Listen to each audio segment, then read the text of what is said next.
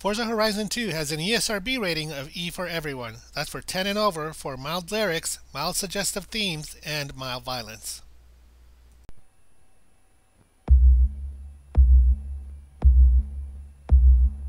Open your eyes. Listen closely to the sound of my voice. With every word and every number, you move faster and faster. On the count of 10, you will be in Horizon. I say, 1. Your pulse begins to quicken. 2. Your friends rattle in the back seat. 3. You're moving faster and faster, the ocean roaring beside you. 4. Your thoughts begin to wash away in a cloud of wind and dust. 5. Colored lights flurry in the distance. 6. The lights shudder. Everything lost in a thin blue haze. 7. You hurtle faster and faster into infinity. 8. The crowd thunders. 9. You cross into a larger, more colorful world. On the count of 10, everything you've ever known fades away. You will be in Horizon. I say 10. Hello everyone, welcome to another episode of Is It Worth It? Today I'm going to review, well actually with the help of a friend of mine, we're going to review Forza Horizon 2 for the Xbox One. And it's a special episode because I am going to have a special guest. Chica79 is going to help me review this game because I feel he is a much better criticism about it, especially because he came from the first one. So that's what it is, and hopefully you guys will like it. So the first thing I'm going to start off with is the presentation of the game, what the game actually looks like. Let me say this first, dude, before you get started. Let me tell you that the game is beautiful. It's a beautiful looking game. The scenery is magnificent. I'm almost in awe the way the game is kind of put together, the cinematics and everything, because there is a sort of a story element to it, and I'll get to that later. But the overall, the way the game looks, it looks fantastic. It's got a sort of this festive thing to it, doesn't it? Because I think the whole Forza thing is a sort of a festivity, isn't it? Isn't it like some sort of carnival? Yeah, it's definitely a different twist on how racing games are set up, basically. I mean, it's not just about racing, about getting to the finish line first. I mean, it is that, but at the same time, there's room for people who are more interested in skillfully driving or drifting. Yeah, showmanship. Yeah, yeah, you get to show off the car and all that. Exactly. And your driving techniques, and everybody has their own style of driving. So whether you're a drifter or a grip racer, or if you just like to cruise or show off your cars or get have car meets or whatnot, you can do all that in this game. And it will at least factor in on the road trips, especially where the point system is based off of how well you drive rather than just who gets there first. Yeah, and I'm glad you brought that up because, like I told you, this game is a simulator, but it's also sort of arcadey because on top of not only being able to sort of customize or tune up or modify the vehicle, there's also perks to unlock, and these perks actually help you with I guess gaining more points. And that's another thing I wanted to bring up. You told me this too, like when you first got the game is very generous when it gives you off rewards. It's not like you have to really, what's that word, the way we kind of describe Destiny, where you have to keep doing a grind in order to achieve these large rewards. Not in this game. In this game, it gives a lot of points for you to unlock all the vehicles kind of quickly. It gives you a lot of rewards just for playing the game, just doing what you were gonna do anyways. Yeah, little things. I mean, you'll be driving, and all of a sudden, it just gives you money for this, and it gives you money for that. It's really easy to level up, and it's basically just you're playing with your cars, and as you're playing with your cars, getting used to the cars, tuning them, building them, you're also leveling up and unlocking rewards and skills and money, and so it doesn't feel like a grindy game at all. It's not grindy. It's definitely, if you played the first Horizon,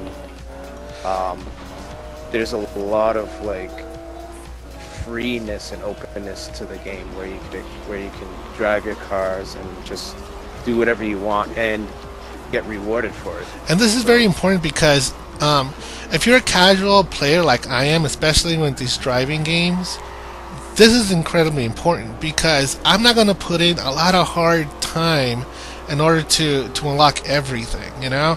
I'm just kind of casual. For me to receive all these rewards very quickly, it's a plus. And it makes me enjoy the game a lot more as well, you know? Yeah, this game also caters to casual players in a sense where you don't have to necessarily tune your car, because it's like you said, it's a little bit arcadey, but yet keeping the simulation feel to it. So the cars, as opposed to Forza 5, the cars in this game feel more drifty. They're very like free. I don't know how to explain it. Whereas in Forza 5, it's more grippy. So you kind of have to play by the books in Forza 5, which is good if you really like that simulation racing. Whereas this game is like, you can just jump in a car and play with it. Yeah. You know, just upgrade the... It's very friendly, and it's easier. I felt that very easy to get into. Especially because... Definitely. Like, there is tuning in the game, but like you said, like there's also like a quick tune-up, like where if I don't know some of the specs on vehicles, I can let the game do it for me, and it'll actually give me the best tune-up without me having to, wonder, well, what is this? Because it's really broken up into percentages, and if you really are into that sort of modifying and customizing your specs on vehicles, you can do that if you want. But for somebody like me who's not going to be putting that much time into it, I'll just go for the quick tune-up, and the game will do it for me, at least when it thinks it's the best tune-up for me and that vehicle. And it's also for the best type of driver that I am. Yeah. So, and when even if you're not like, you don't really know too much about cars, this game definitely gives you the potential to learn more about cars. Yeah, because of the whole tuning thing. So the more you play it, the more you're gonna catch on to things. You're gonna start to figure things out. You're gonna meet people who can give you tips, and if you can end up meeting people, we'll get to that later. Let's get into that. Yeah. Like, I know that there's, I talked about the settings, the landscapes. They're beautiful. It looks really nice. The game looks amazing. And there is a story element to it. When you first arrive, some NPCs come to you and they start talking to you, and they're kind of setting you up with the whole registering you to the event and giving you a car, and then you actually earn your own money and points as you play the game. But there is like an objective to do. There's like 15 championships in order to win, to just participate in the final Forza championship. But aside from the story, there's also over 70 events over the entire game. Now they're all spread out. There's different types of different events that you can partake. But the world of Horizon, it takes place in Italy, right? It goes between Italy and France. And it's free roam. You can go anywhere. You don't actually have to follow a path of what they want you to do. You can actually break up and do whatever you want to do. and you're free to choose really what you however you want to do this experience.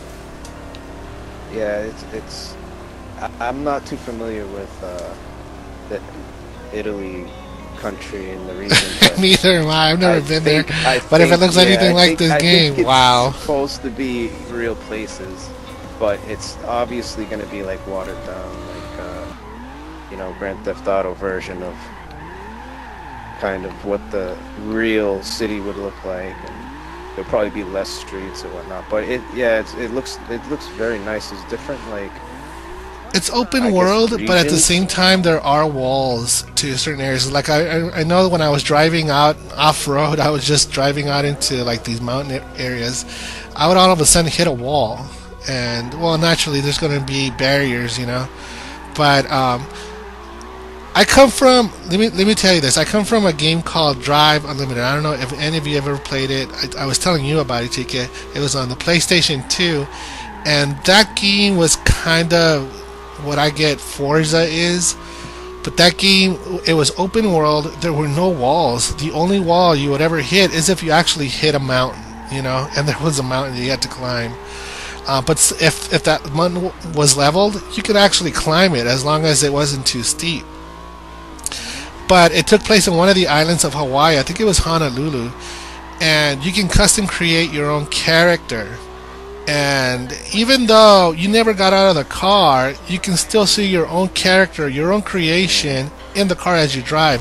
That's one of the disappointments that I have for Forza Horizon 2. You do have a sort of a default character, and you're not really given a choice to change its sex or whatever you want to create. It's just or the way it looks. Yeah, and that kind of bummed me out. That was going to be one of the features that got me excited when I. Because they said they were going to have drivatars or something like that. Yeah, when they were talking about drivatars, they were talking about the way you drive cars. That would be the drivatar. The actual vehicle is your drivatar, not the person. Yeah. Well, it's the game tags. Like what they were talking about is when you're playing offline, the random cars that are driving around are going to be people from your friends list, like the name of them. Yeah. Even if it's not them playing, or if they even have the game, it's like so in some way their ghost is telling you the game. Yeah, no. Like, even their presence is somewhere there. It's kind of weird because you don't get to talk to them, but it's if you're missing that friend, you're like, man, I wish he was here. Exactly. Yeah. It's like, why can't that really be Rocks? Nice. Now I can't actually show this or have you guys listen to this, but the soundtrack, I love it. It's amazing. It's a lot of fun listening to that kind of music.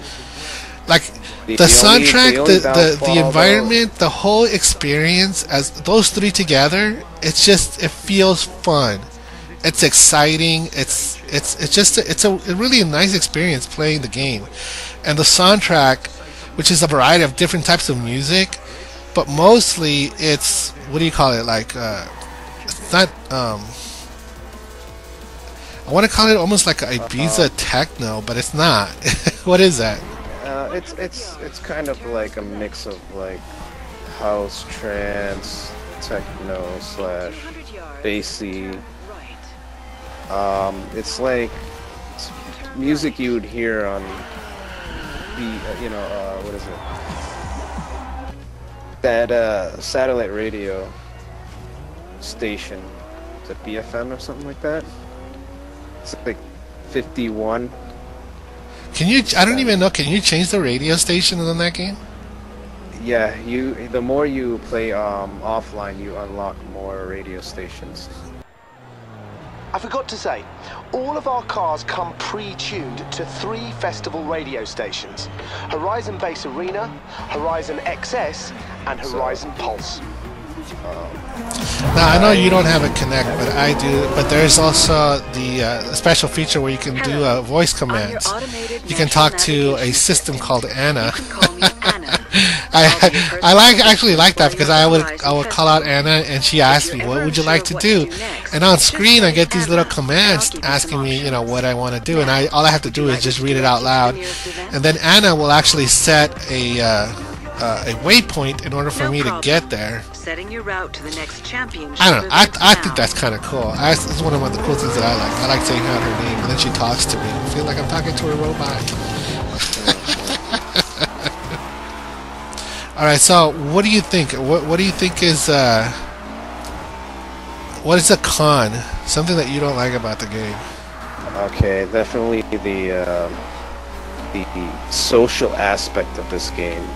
It's something I have a really big problem with, because in the first Horizon they had lobbies, and these lobbies served the purpose, and that purpose was to find people who were similar play, style of play to you, such as if you were a drifter, you could find a drifting lobby and then join the drifting lobby and just get into drifting with people.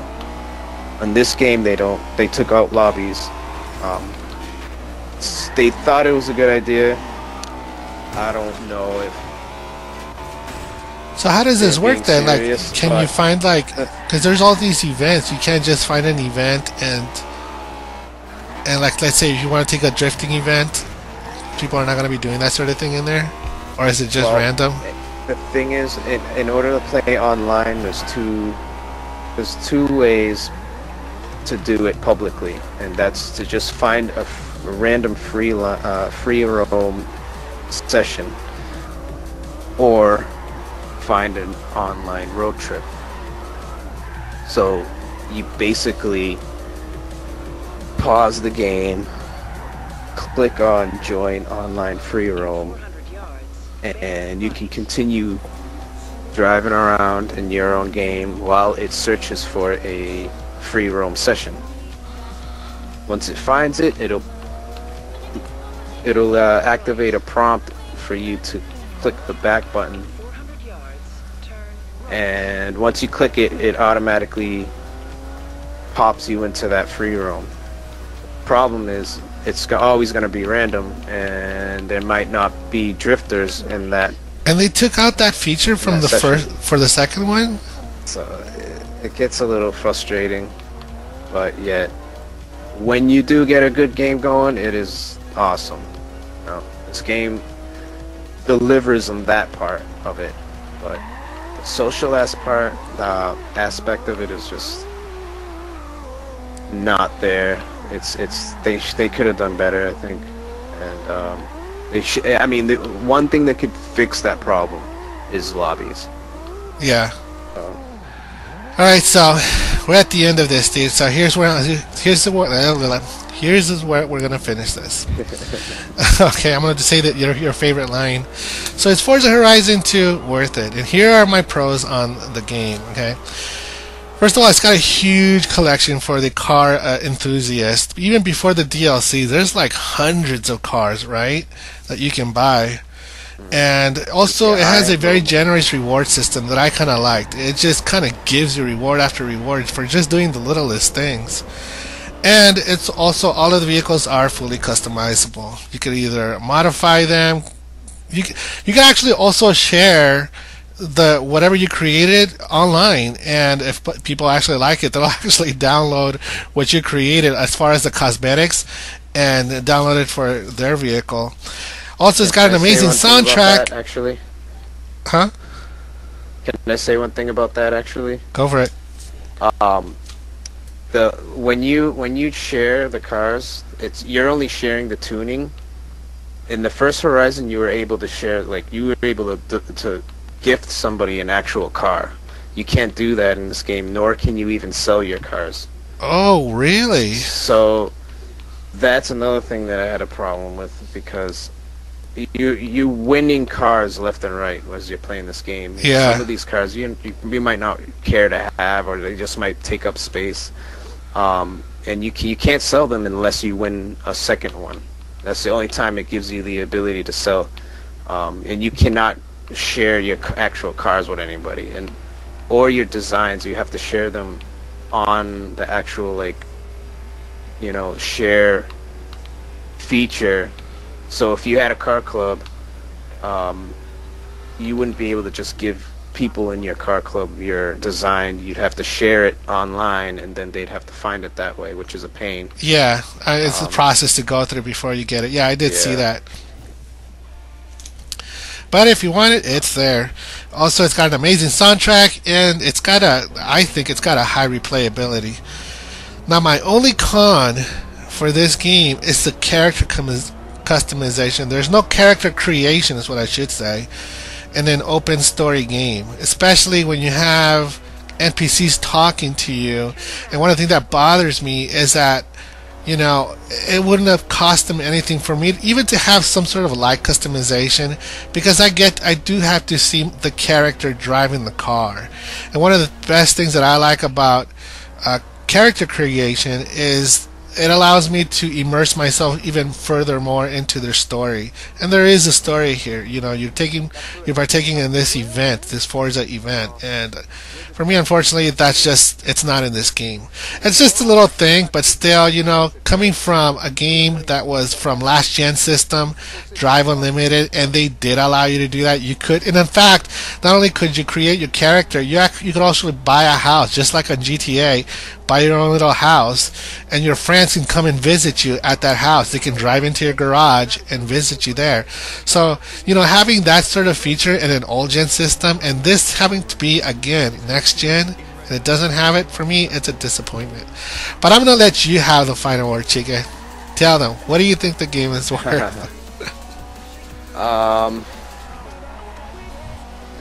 The game is worth $60 for car enthusiasts. So it's full price. If you know it, full price. If you're really into cars and you love cars, you know what you're doing when it comes to like building cars and tuning them and driving them. Yeah, you're gonna get $60 worth. If you're just a casual person, you don't really care about cars, but you're interested in playing a car game, this is one of the best to do that with, but you probably might want to wait till the price drops a little bit. Yeah, like for me, I'm gonna wait for a price drop, because even buying this one used is still like $50. So it's still, but like you said, you know, if the game is worth it, it's worth it. And the environment, the setting, the experience, all of that together, it really is a good time playing the game. All right, Chica, I'm gonna let you plug in your channel. Go ahead, go for it. Tell them where they can find you on YouTube and on Twitter. I mean on Twitter. Find me on Twitch. I'll probably make a Twitter account eventually, but if you want to look for me on Twitch, it's Chike Panther. And if you want to find me on YouTube, for now it is Chike079. And I'll put a link down there too on the description if you guys want to check out his channel and his Twitch. Thanks again for joining me on another episode, and I'll see you guys next time.